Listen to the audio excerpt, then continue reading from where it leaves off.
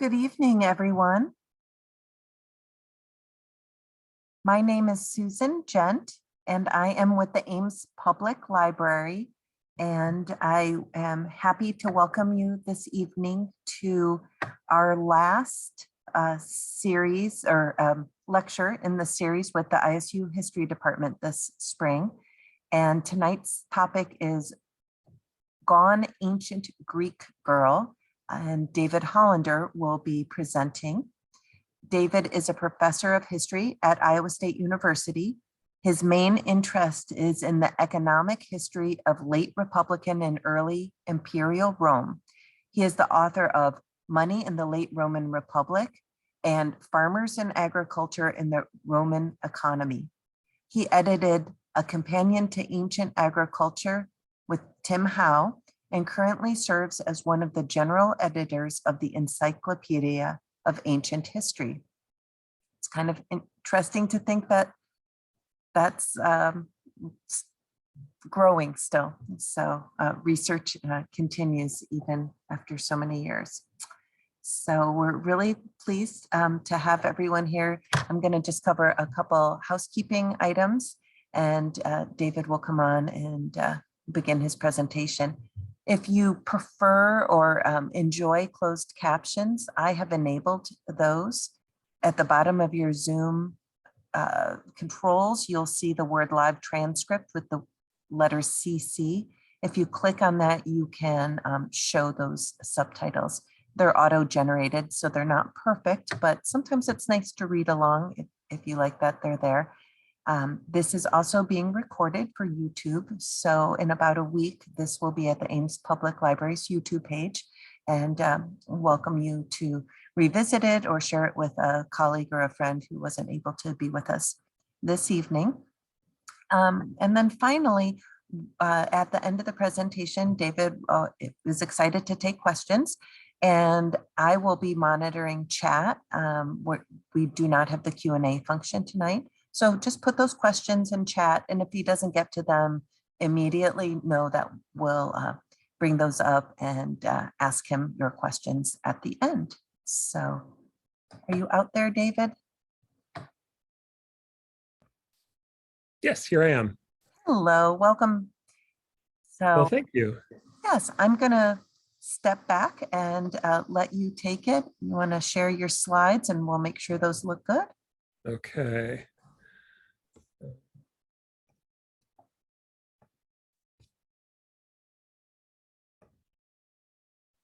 That's what we wanted. Okay, hopefully you're all seeing one slide of a fresco, and hopefully you can hear me okay.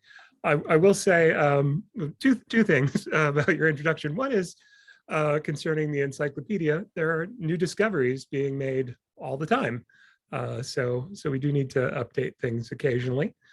And the other thing is closed captioning of well, ancient words is sometimes hilariously wrong. So be warned of that if you're relying on the closed captions.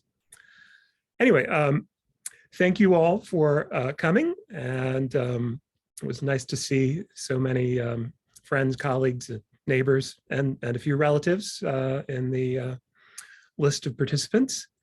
The last time I gave a talk at the library, I talked about taxation in the Roman Empire. And this time I wanted to try to talk about something a little bit more fun. So I decided to talk about the ancient Greek novel. They're about the most fun thing I know from antiquity. And we have 5 of these things that survive. And their plots tend to revolve around a girl, usually a Greek girl, who goes missing, hence my title. I thought that the best way to introduce you to these novels is to give you a taste of one of them. So that's what I'm going to do. I'm going to tell you a little bit more than half of the plot to Achilles, Tatius's Leucippe and Clitophon. I won't do the whole thing. I don't want to spoil the ending. I'll also say I chose Leucippe and Clitophon because It's not the worst of them. It's not the best of them. It's a good representation of the group as a whole, something that I'll discuss a little bit later on. All right, so our protagonist in this story is a young man named Clitophon. He's 19 years old. He's a Phoenician, and he lives in the Phoenician city-state of Tyre. His father is a man named Hippias. Now, Clitophon's mother died when he was quite young, and so his father remarried. And we don't actually get the name of the second wife, but with this second wife, Hippias had a daughter, Caligine. And when the story opens, Clitophon tells us that his father wants Clitophon to marry his half-sister, Caligine, to bring the family closer together or something. Anyway, dad wants the two children to get married. Now, complicating things is the fact that Hippias has a brother named Sostratus, who lives up in the Greek city of Byzantium. And because of a war with the nearby Thracians, Sostratus sends his wife, Panthea, and their daughter, Leucippe, down to Tyre to stay with his brother. And of course, these are very rich people, so a bunch of slaves accompany them. All right, so Clitophon falls instantly in love with Leucippe, but turns out to be absolutely useless when it comes to kind of wooing her. So he asks his good friend, Cleinias, for some help, and Cleinias offers some advice. He also gets some advice from his trusty slave, Satyrus. And Satyrus is able to help because he's in a relationship with a woman named Clio, who is Leucippe's slave. And thanks to the help of these friends, a secret relationship slowly blossoms between the two young people. But then Hippias one night has a very ominous dream. And based on his interpretation of this dream, he decides that Clitophon and Caligine must get married the very next day, which is, of course, upsetting news to Clitophon, who doesn't want to marry his sister. But then there are some other omens, and those convince Hippias that he needs to postpone the wedding that he's just brought up. And instead, he decides that there needs to be a midnight sacrifice to the god Zeus on the shore. Now, why is this important? Well, it's important because of this guy, Callisthenes. Callisthenes is a wealthy Byzantine orphan who is also in love with Leucippe, even though he's never actually seen her. He just heard that she was really beautiful. And a while in the past, he had contacted Sostratus, the father, and he proposed that he marry his daughter, but Sostratus rejects this idea. The Callisthenes has a bad reputation. Now, naturally, Callisthenes' next idea is, well, if I can't marry her, I'll just kidnap her. So he decides to kidnap Leucippe, a woman, again, that he's never actually seen, and also one who by this point has left for the city of Tyre. So Callisthenes gets himself appointed to an embassy. The people of Byzantium send an embassy down to Tyre to perform some religious ceremonies, and Callisthenes, who's a wealthy and influential guy, gets himself on this group. He goes down with the other ambassadors, and this is a big deal. So everyone, or nearly everyone, in Tyre goes down to the port to observe the arrival of this embassy. However, Leucippe doesn't go to watch the embassy arrive. She stays home with Clitophon's mother. And so Panthea, the mother of Leucippe, ends up watching the arrival of the embassy with Caligine. And Callisthenes arrives. He's never actually seen Leucippe, but he sees Panthea, who he knows, with this young woman, and just assumes that Caligone is actually Leucippe. All right, so when the embassy gets done with its sacrifices at Tyre, it leaves. Callisthenes has his own boat. He leaves with the embassy, but then he stops at a nearby coastal village, hires some of the locals to manage the kidnapping, and the pirates show up at the midnight beach sacrifice and abduct Caligone and bring her to Callisthenes.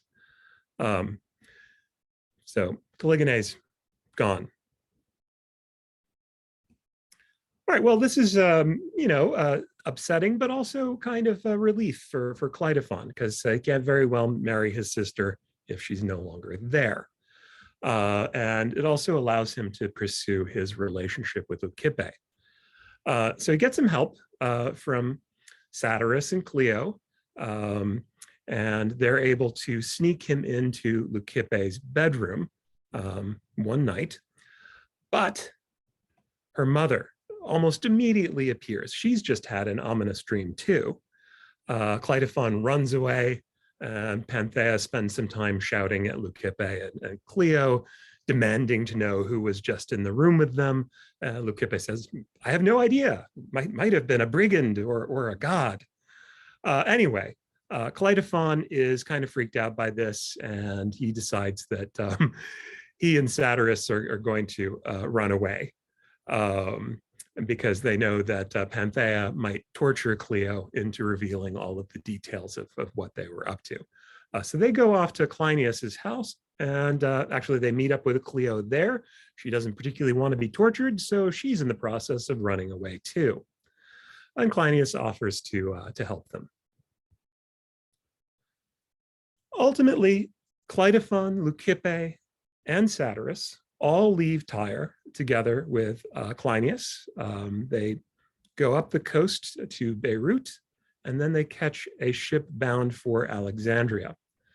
And on that ship, they befriend a fellow passenger named Menelaus. He's a young Egyptian man. He's returning from exile.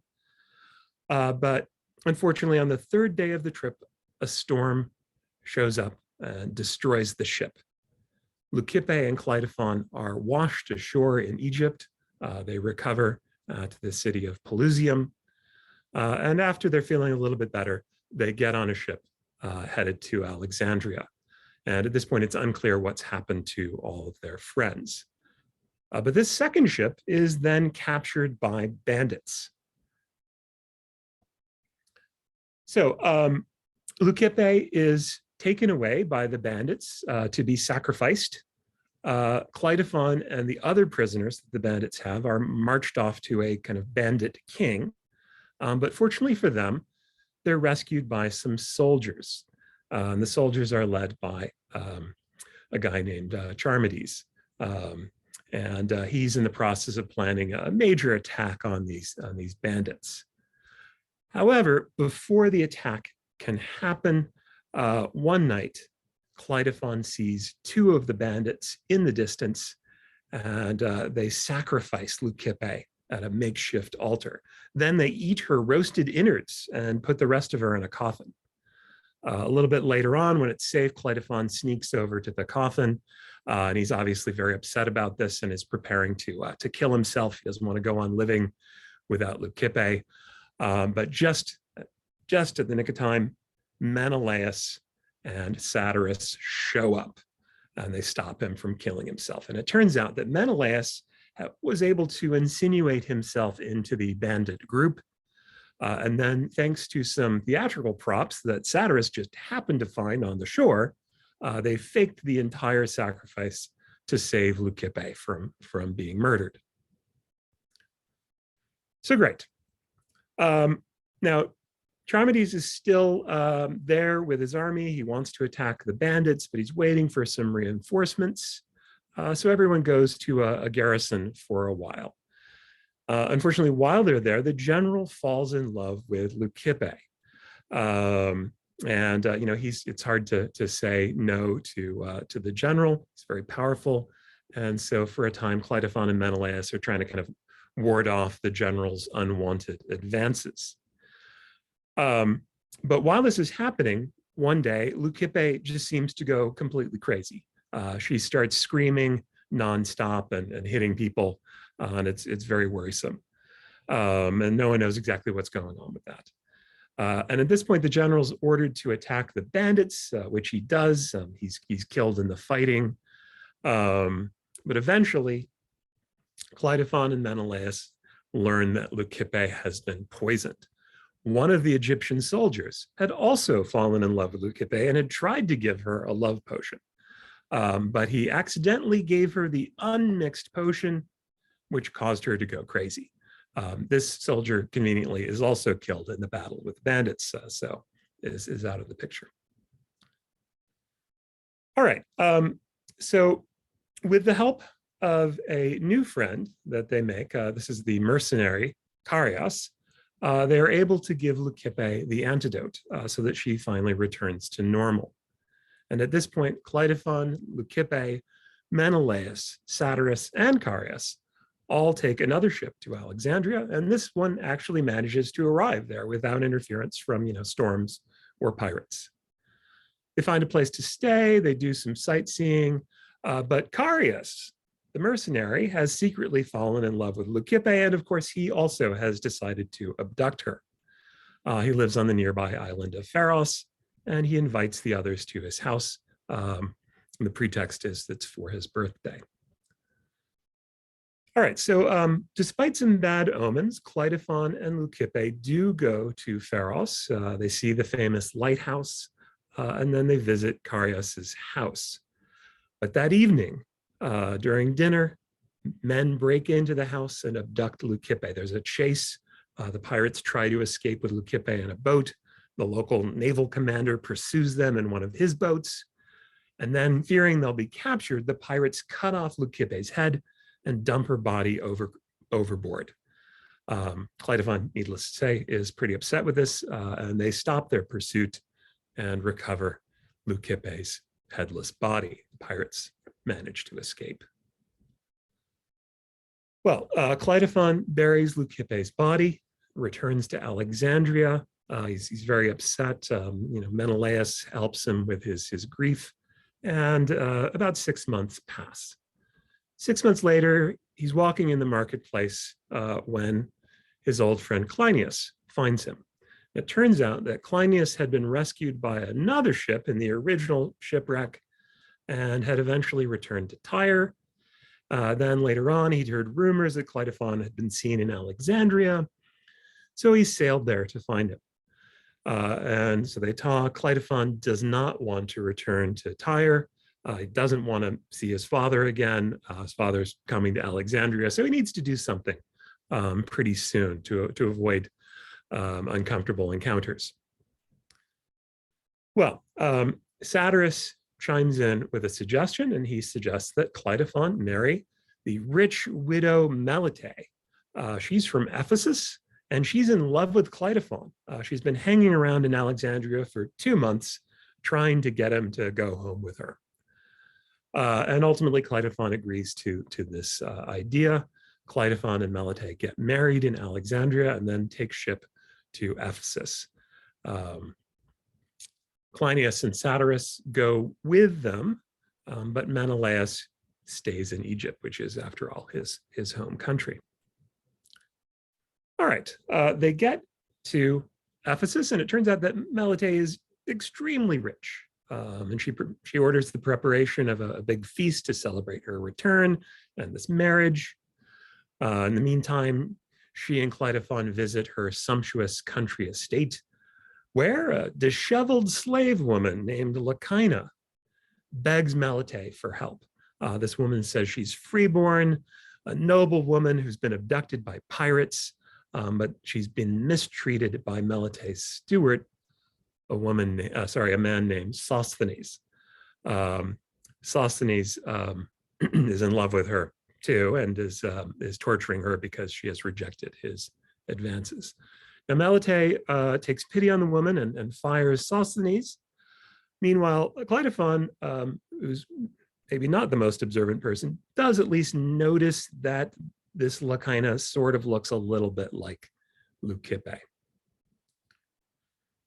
All right, so Clitophon and Melite go back to the city for their feast. And at the feast, Clitophon receives a letter from Leucippe. It turns out that she is Lacaina, and she's pretty angry about Clitophon having married another woman. She begs him to help her get back to Byzantium. But before that can happen, the situation gets even worse because Thersander appears. Who is Thersander? Thersander is Melite's former husband, long presumed dead in a shipwreck, but he's alive, and he turns up, and he's not happy about Melite having married some other guy. He confronts Clitophon, accuses him of adultery, beats him up, and then imprisons him. All right, I'm going to stop there because I don't want to spoil the ending. Suffice it to say that it involves dramatic court proceedings, escapes, dirty tricks, sudden unexpected appearances, and so on and so forth. All right, the summary can't give you kind of a completely adequate sense of the book, so I wanted to add a few details. One is that Clitophon is not a particularly heroic figure. He cries a lot. He's constantly complaining to the gods about his fate. He's frequently beaten up. And one of his sort of standard responses to any kind of setback is to just decide to kill himself. And his friends kind of have to intervene to prevent that from happening. Leucippe comes across as much more brave, although she has less power. And she stays true to Clitophon in a way that he's really not able to match. So she's definitely the more heroic figure. A few other things I should mention, this novel and the others include lots of speeches. These works date to a literary period of the early Roman Empire known as the Second Sophistic, a time when basically giving speeches was sort of considered the ultimate art form. And people who were great rhetoricians were essentially like rock stars. Anyway, so lots of authors want to demonstrate their ability to compose a good speech. And so we get lots and lots of speeches. There are also lots of descriptions of paintings, discussions of mythology, lots of allusions to Homer, Hesiod, Plato, and other kind of classics of Greek literature, and plenty of dreams and omens that need to be interpreted by our various characters. All right, so I mentioned there were some other Greek novels. I'll just say a few words about those. There are 4 others that survive in full, and we have fragments of some others and summaries of some others. But the 4 others that survive, there's Caraton's Callirhoe. This is maybe the earliest of the 5. While the general plot is the same, this is the one of the 5 that's actually kind of set at a precise or almost precise moment in history. The others, it's hard to pin down when they're supposed to take place because the internal details don't quite add up. Anyway, and on this slide, you see a papyrus that has the text of some of this work. Talk about who's reading these things a little bit later, but one of the ways to kind of get a sense of who's actually enjoying the Greek novels is to look at how many copies or fragments of them have turned up in Egypt on papyrus. The second one, maybe from the 2nd century AD, is Xenophon of Ephesus, his work Anthea and Hebrocomes. This is probably the least good of the 5 in terms of artistry. So we'll move quickly along to perhaps the most famous of these is Longus's Daphnis and Chloe. It's got a lot of the same elements, but it's a little bit different from the others in that it takes place in a relatively constricted space. Most of the action occurs within, a few square miles, basically. And it's also a kind of pastoral romance. It's largely something that takes place in the countryside. The main characters are slave shepherds rather than, highborn noble people. Anyway. And then the final one of them, perhaps dating to the 4th century AD, is Heliodorus's Ethiopica. And this is probably the best surviving example. It is sort of very cleverly structured. The quality of the writing is sort of widely considered to be the best. It was apparently hugely popular later on during the Byzantine Empire.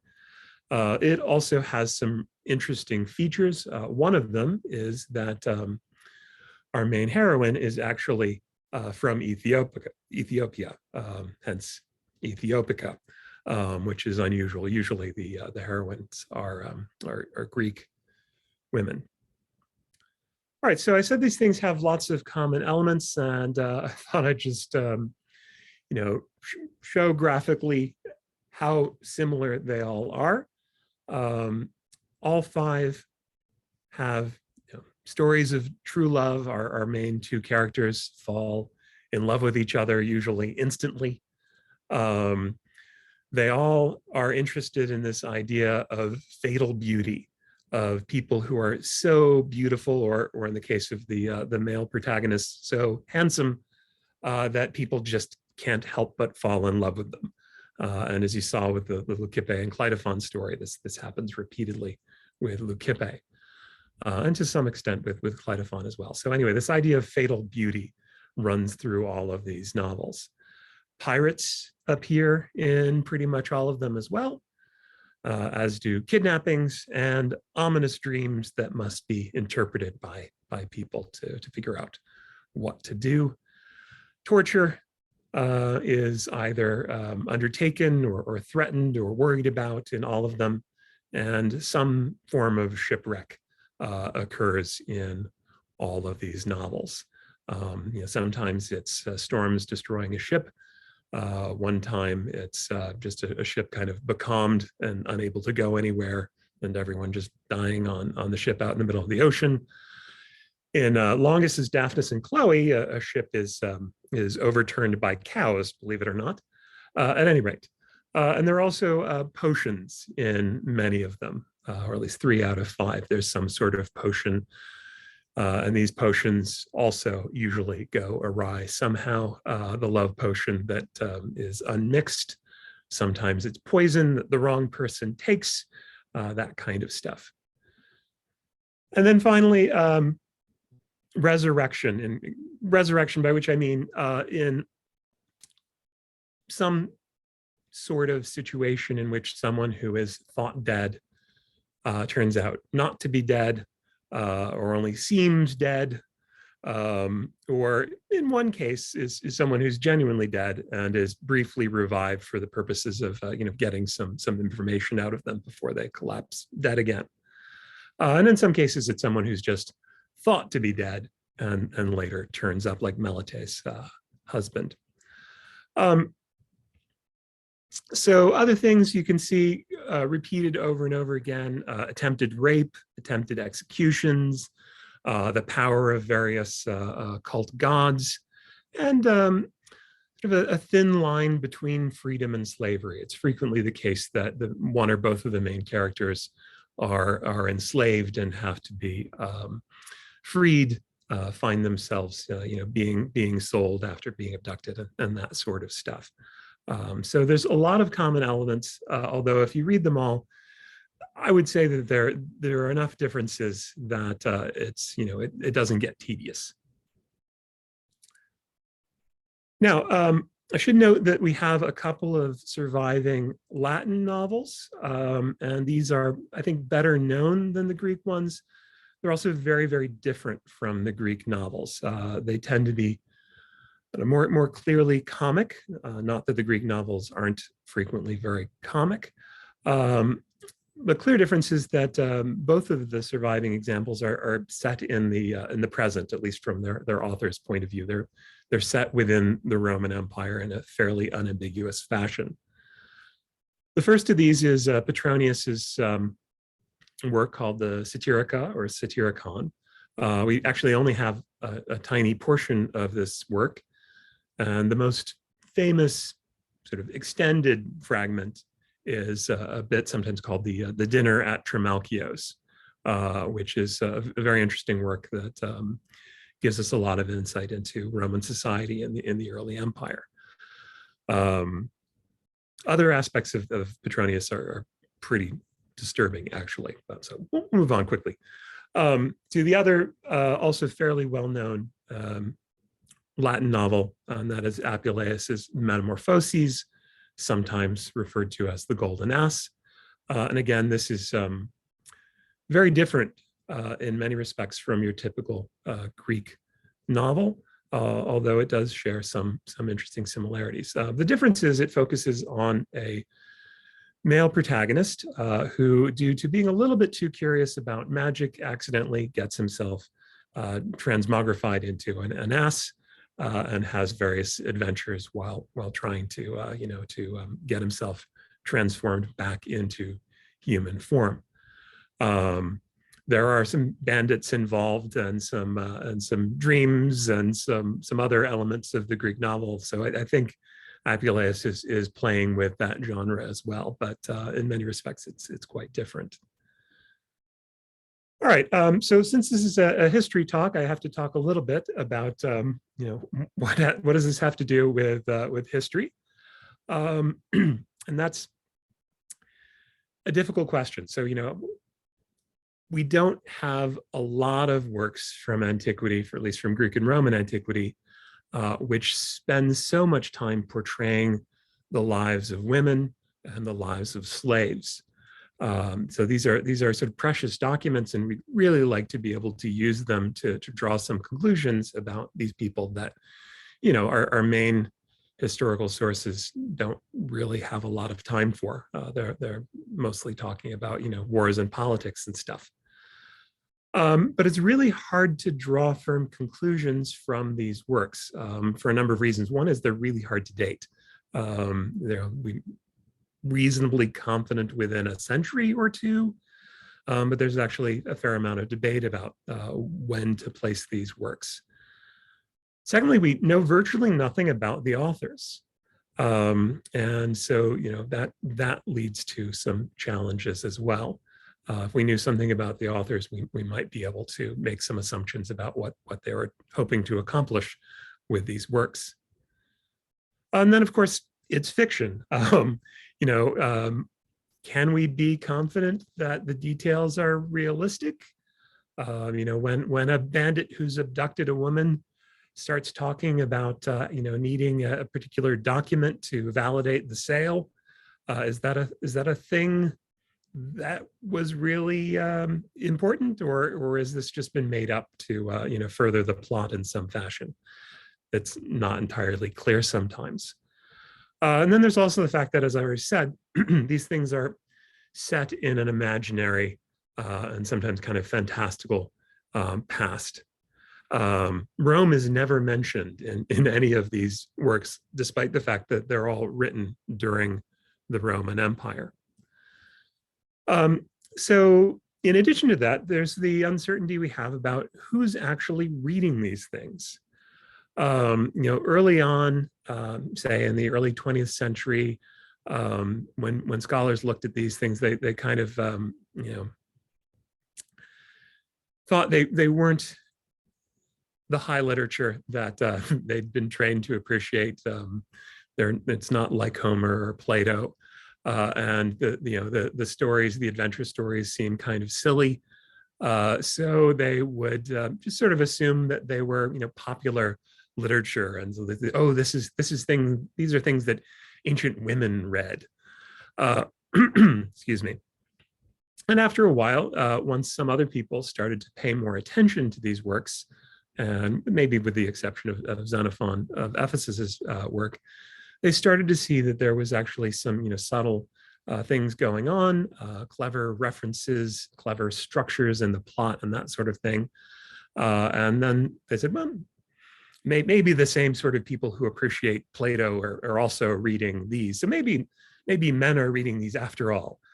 And then we seem to have moved on from that to thinking maybe elites, men and women, perhaps appreciated these works.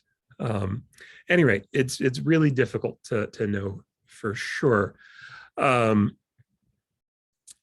We can draw some conclusions about their popularity. So as I think I mentioned, we find fragments of these things in Egypt and on papyri.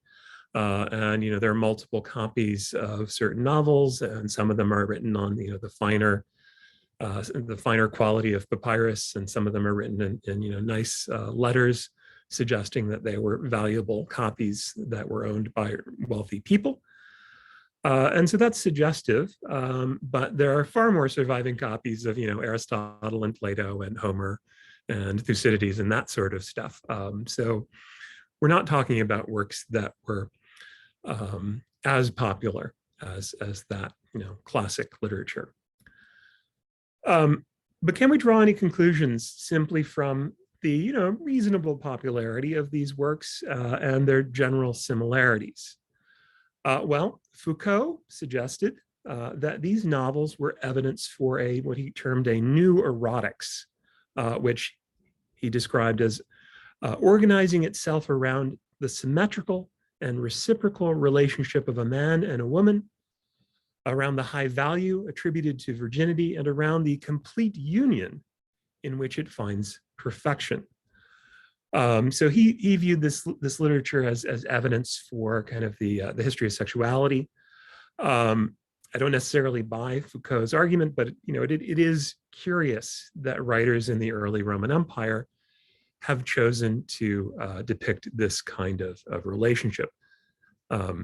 David Constans has suggested that the ideal of personal love as the basis of the family flourishes where the conditions of social life are fluid. And I think that's an interesting observation about these novels. So if you look at Greek and Roman literature as a whole, particularly Greek literature as a whole, what's kind of remarkable about the ancient Greek novels is that while the main characters do face a lot of troubles and tribulations, there are ultimately happy endings. And the overall idea of the book is that these young people who love each other should be together happily ever after.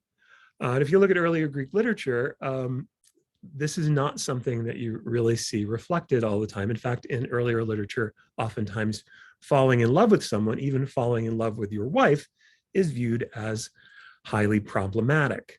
And we can think back to the causes of the Trojan War.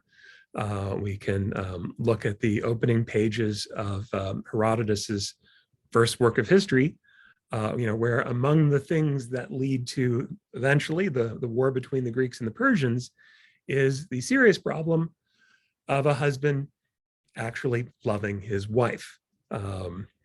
So anyway, there's interesting developments here that may reflect changes in attitudes towards relationships and marriage, and are kind of intriguing. And another aspect is, of course, this thing I already mentioned, that there seems to be this anxiety about kind of the thin line between freedom and slavery. And certainly those are things that could keep wealthy subjects of the Roman Empire up at night, because your safety very much depended on how the emperor was behaving. All right, to wrap things up, I wanted to make some recommendations, some reading recommendations. As I said, Heliodorus is probably the best of the bunch. I started about 20 years ago when I began teaching here. I started talking about Leucippe and Clitophon in class for the same reasons I chose today, to not spoil one of the better novels, but to give people a sense of what these things were like. And I confess, by virtue of having talked about it for so many years, Achilles Tatius's Leucippe and Clitophon has kind of become my favorite. And it's available in a nice translation in the Oxford World's Classics series. And if you are interested in the others, there's a Penguin Classics edition of Callirroway and Daphnis and Chloe. You can read them all in one volume. That's Reardon's collected ancient Greek novels. Couple other things I wanted to say. One is there are other works of ancient fiction that may not sort of fall under the classification of a novel per se, but there's certainly other works of prose, say short fiction, including a work by Lucian that is essentially the world's first science fiction story, in that there's travel to space and there's actually kind of an interstellar war that happens. And finally, I wanted to talk about influences, because this literature either has a bunch of influences or it's part of a broader tradition that has been very influential. So for example, there are ancient Jewish novels. There are apocryphal Christian works from the early empire that bear some striking resemblances to the Greek novels with some important changes.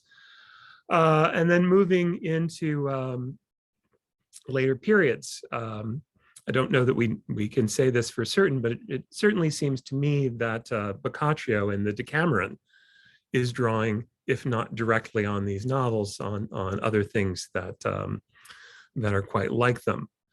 And then finally, I have to mention The Princess Bride, which if you haven't seen it or haven't seen it recently, you should know that it bears a striking resemblance to these novels, Leucippe and Clitophon in particular. The Princess Bride has a young couple that's in love. It has pirates, it has kidnappings, it has brigands, it has potions. And interestingly, it has a framing device, much like the novel Leucippe and Clitophon has. The things that The Princess Bride has that the ancient novels don't have, I think, giants and a murderous Sicilian. But anyway, so if you're not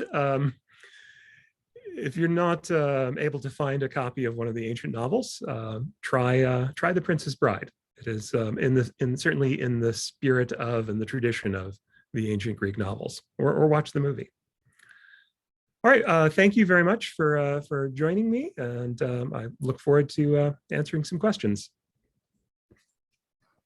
I think the first question that came up is, why did you use Lego to help us follow the story? Yeah, okay, fair question. So long ago, when I started talking about the Greek novels in my classes, I thought some illustrations would be nice if to make it a little bit more interesting than just listening to me talk. Unfortunately, I have very little artistic talent, and so after getting my daughter to do some illustrations for me, as she got older, she got way too busy to make the illustrations. They were very good, but I needed more of them. And ultimately, I was inspired by a book called the Brick Testament. Basically, this Brick Testament is a retelling of the Bible in Lego form. And I thought, well, I can do that. And so basically, I'm using Legos because of my lack of artistic talent. And yeah. Well, they had me chuckling. I felt the bad guys were especially well depicted. Yeah, Lego has a lot of options. I discovered, particularly the Harry Potter and Star Wars series. Gave me a lot of people in robes that could look plausibly like ancient Greeks or Romans. So there was a comment. Someone said they loved reading The Golden Ass. Honestly, they had for Classical Studies 368. I think from my own reading, went back when I took some classical studies classes.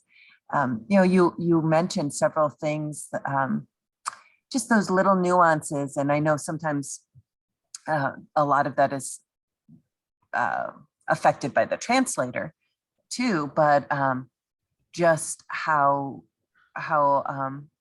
connected and modern some of these stories are after all these years. So. Yeah. I'll say hi, Jack, and I'm glad to hear that this book is being assigned in some classes at Iowa State.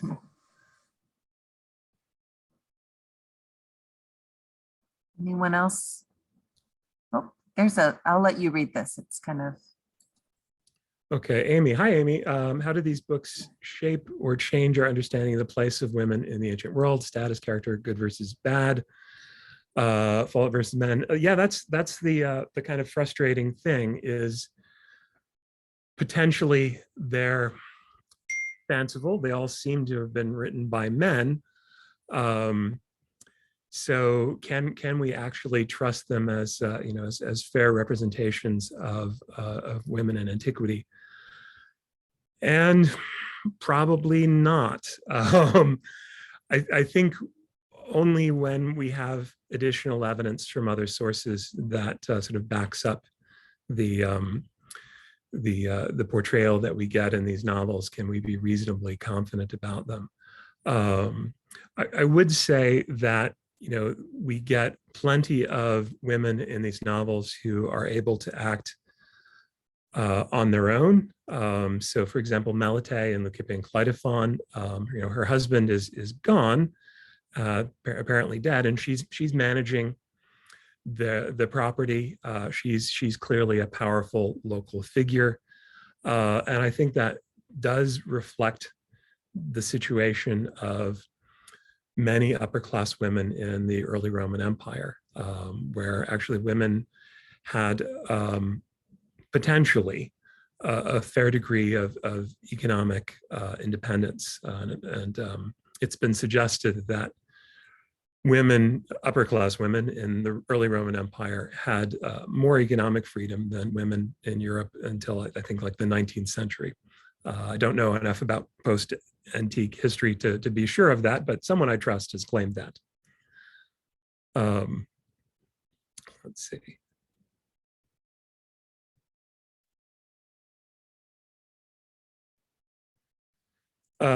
Michael Bailey, you mentioned influence on Boccaccio, but are there influences evident on the reinvention of the novel in the early modern period? For example, Cervantes. I don't know. I am sadly ignorant of large patches of early modern literature. So you tell me. I do agree that there are elements to be found in Shakespeare and Boccaccio as well.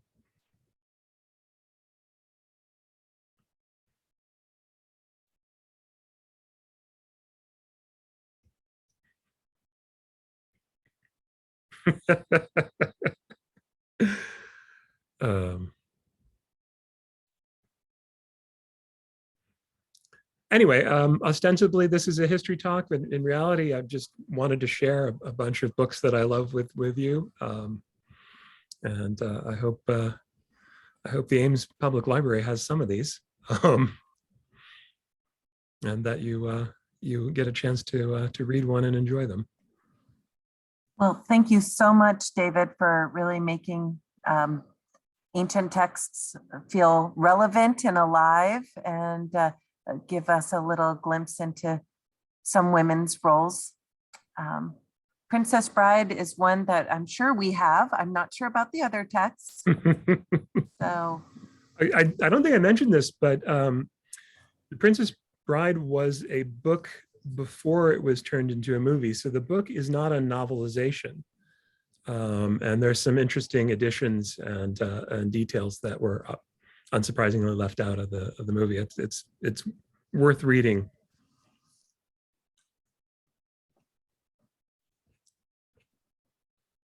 Michael asked one more question. Okay, where?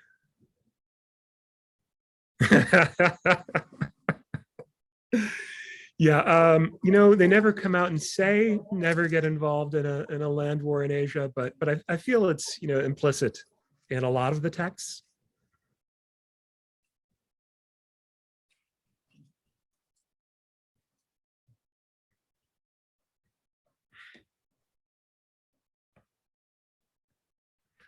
All right, well. Again, thank you very much. And this will be on the YouTube page within about a week. Okay. All right. Thank you. Thank you, everybody. And good night. Good night.